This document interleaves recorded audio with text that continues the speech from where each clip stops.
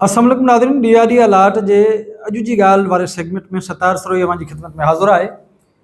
अॼु हीउ जेको प्रोग्राम मां रिकॉर्ड करे रहियो आहियां उहो प्रोग्राम उन्हनि नौजवान दोस्तनि जे लाइ रिकॉर्ड करे रहियो आहियां जेके हिन वक़्तु सिंधीअ जे लेक्चरशिप ऐं सब्जेक्ट स्पेशलिस्ट जी जेका टेस्ट आहे SPSC जी उहा पास करे अॻे मरहले में इंटरव्यू लाइ वेंदा। हिन प्रोग्राम में ख़ासि करे सिंधी सब्जेक्ट जे हवाले सां ॻाल्हि ॿोल कंदासीं ऐं उन हवाले सां मां कोशिशि कंदुसि त पंहिंजे नौजवान दोस्तनि खे नए नसुल खे टिप्स जे ज़रिए रहनुमाई ॾेई सघां त जीअं उहे इंटरव्यू जे मरहले मां पार पइजी सघनि।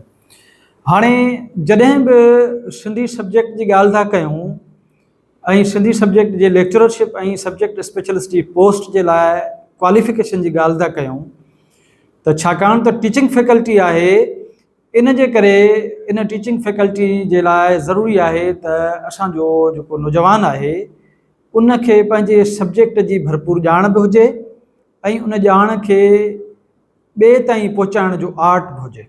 याने न सिर्फ़ु इंफॉर्मेशन मैटर करे थी अव्हां जी सब्जेक्ट ते ग्रिप हुजे तव्हांखे, पर उन जो अंदाज़े बयां पेडागॉजिकल एस्पेक्ट बि तव्हांखे हुजे, तव्हां वटि पढ़ाइण जो हुनुरु हुजे त तव्हां इनखे पढ़ाए कीअं था सघो पिया। सभ खां पहिरीं त इन ॻाल्हि खे ज़हन में अव्हां रखो त जेको अव्हां डेमो ॾेई रहिया आहियो, फ़र्ज़ु कयो तव्हां लेक्चरशिप जी तयारीअ लाइ डेमो ॾेई रहिया आहियो ऐं इहो ज़हन में रखो त तव्हांखे लाज़मी डेमो ॾियणो आहे, पोइ पंहिंजी मर्ज़ीअ सां ॾियो या इंटरव्यू वठंदड़ जी मर्ज़ीअ सां ॾियो। ॿिन्ही सूरतुनि में तव्हांखे तयारु रहणो आहे।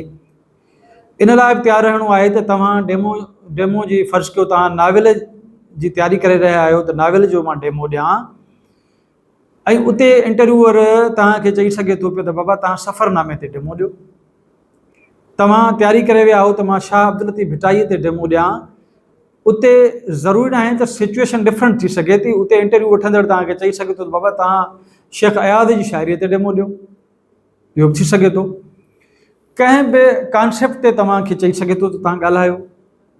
इंटरव्यू वठंदड़ तव्हांखे चई सघे थो पियो त तव्हां लतीफ़ साईं जो हिकिड़ो शेर तव्हांखे ॾियूं था, इन लतीफ़ साईं जे शेर खे भला तव्हां एक्सप्लेन त कयो।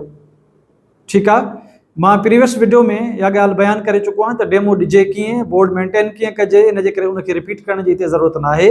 पर अव्हां जेके सिंधी जे लेक्चरशिप लाइ ऐं सब्जेक्ट स्पेशलिस्ट लाइ इंटरव्यू ॾियणु वञी रहिया आहियो, अव्हांखे ज़हन में रखणु खपे त तव्हांखे घटि में घटि 3-4 मैदान, हूअं त सिंधी अदब ऐं ॿोली हिकु वसी मैदान आहे, उन जे हर मौज़ूअ ते अव्हांखे ग्रिप हुजणु खपे, पर तव्हां इम्कानी तौर ते 3-4 अहिड़ा मौज़ूअ खणी वञो जिन ते तव्हांखे भरपूर ग्रिप हुजे, जिन ते तव्हां मुसलसल मश्क बि कंदा रहो ॻाल्हाइण जी।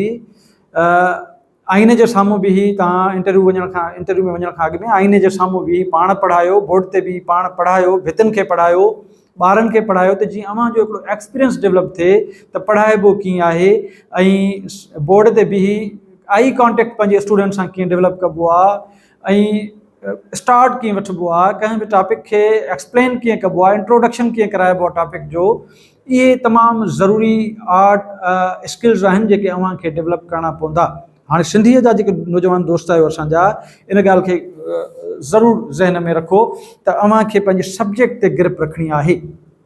हाणे सब्जेक्ट में माना खोड़ सारा मामला आहिनि न। मिसाल जे तौर ते अव्हां शाह अब्दुल लतीफ़ भिटाईअ रहमतुल्लाह अलैह ते ॻाल्हाए रहिया आहियो, यादि रखो, फ़र्ज़ु कयो तव्हां डेमो शाह साईं ते ॾेई रहिया आहियो, त इहो यादि रखो त डेमो ॾियणु वक़्तु अव्हां खां इंटरव्यू वठंदड़ अव्हांखे इंटरप्ट करे उन डेमो जे बारे में ज़रूरु सुवाल पुछंदो। तव्हां खां डेमो जे बारे में ज़रूरु सुवाल कंदो ऐं मिसाल जे तौर ते तव्हां शाह साईं जे शाइरीअ ते ॻाल्हाए रहिया आहियो त तव्हां खां पुछी सघे थो पियो त शाह साईं वहदतुल वजूद जो फ़िक्र रखंदड़ शाइर आहे, अव्हां उन जे फ़िक्र जो कोर थाट ॿुधायो, मुख्या नुक़्ता कहिड़ा आहिनि। तव्हांखे पुछी सघे थो त शाह साईं ते तव्हां ॻाल्हाए रहिया आहियो त शाह साईं जी जेका शाइरी आहे उन खां अॻु वारनि शाइरनि खां मुख़्तलिफ़ छो आहे। तव्हां खां इहो पुछी सघे थो इंटरव्यू वठंदड़ त शाह साहब जी शाइरी में इंसानी जेका इंसान शनासी आहे उहा बयानु कयो। अव्हां खां पुछी सघे थो त भला कहिड़ो सबबु आहे त शाह अब्दुल लतीफ़ भिटाई पंहिंजे सूरमियुनि खे वाखाणियो आहे, भला कंहिं हिकिड़ी सूरमीअ ते तव्हां ॻाल्हायो। इहो तव्हां खां पुछी सघनि था इंटरव्यू वठंदड़ त छा साईं जेको ससुई आहे, ससुई पुनू जो दास्तान, आख़िर सबब कहिड़ा आहिनि जो छा साईं ससुई पुनू जे दास्तान ते पूरा 5 सुर लिखिया आहिनि, भला उहे कहिड़ा आहिनि सुर, इन ते थोरो ॻाल्हायो। त इहो यादि रखो त जॾहिं बि तव्हां कंहिं बि टॉपिक ते ॻाल्हाईंदव, उते डेमो ॾींदव, त उन टॉपिक खे एक्सप्लेन कराईंदा तव्हां खां काउंटर स्ट्रेटजीस ते, काउंटर जेका आहे तव्हांजो हिकमत अमली, उहा चेक करणु चाहींदा, कंपेरेटिव स्टडीज़ कराईंदा। मिसाल जे तौर ते तव्हां लतीफ़ साईं ते ॻाल्हाए रहिया आहियो, तव्हांखे चवंदा त लतीफ़ साईं ऐं सचल साईं जे फ़िक्र में कहिड़ो फ़र्क़ु आहे।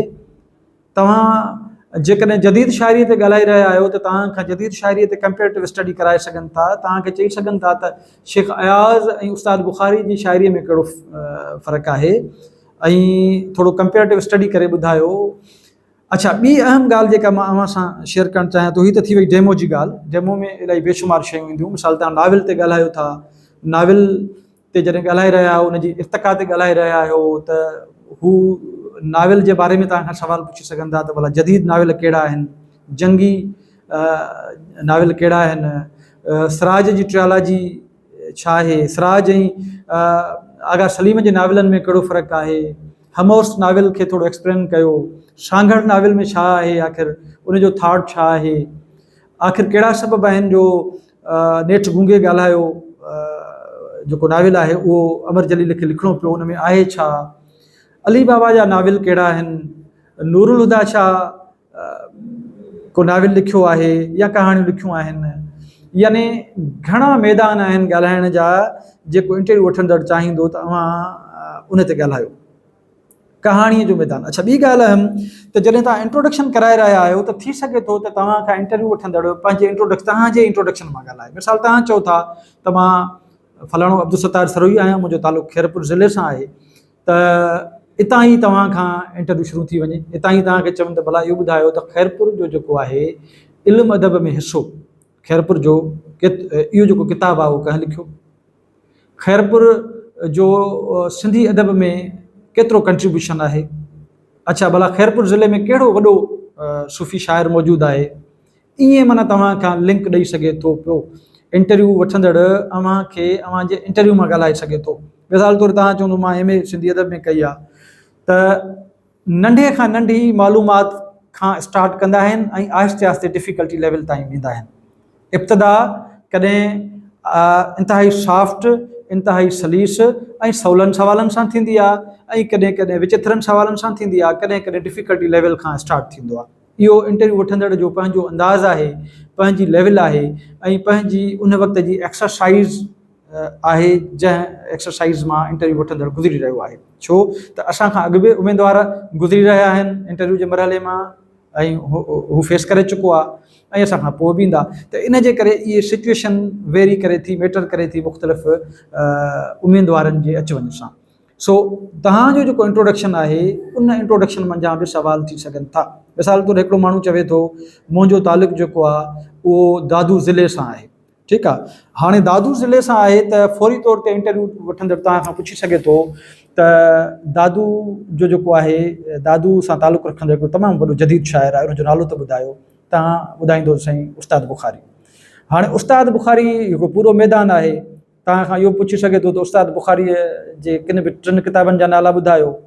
तव्हां खां इहो पुछी सघे थो त उस्ताद बुखारी ऐं शेख अयाज़ जो तक़ाबली जाइज़ो पेश कयो। तव्हां खां इहो बि पुछी सघे थो त उस्ताद बुखारी ते तहक़ीक़ जेका थी आहे उन में कहिड़ा नवां किताब आया आहिनि जिन ते उस्ताद बुखारीअ जे हवाले सां तहक़ीक़ थी आहे।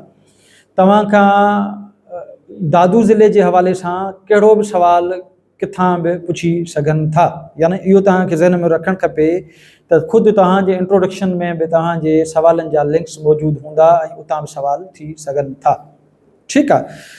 अच्छा, हाणे ॿी जेका अहम ॻाल्हि मां तव्हांखे करणु पई चाही त मिसाल लतीफ़ साईं आहे, त लतीफ़ साईं त पूरो मैदान आहे न, उन में तव्हांखे लतीफ़ साईं जे हवाले सां जेका तहक़ीक़ थी आहे, PhDs थियूं, उहे तव्हांखे पढ़णियूं पवंदियूं, सम्झणियूं पवंदियूं।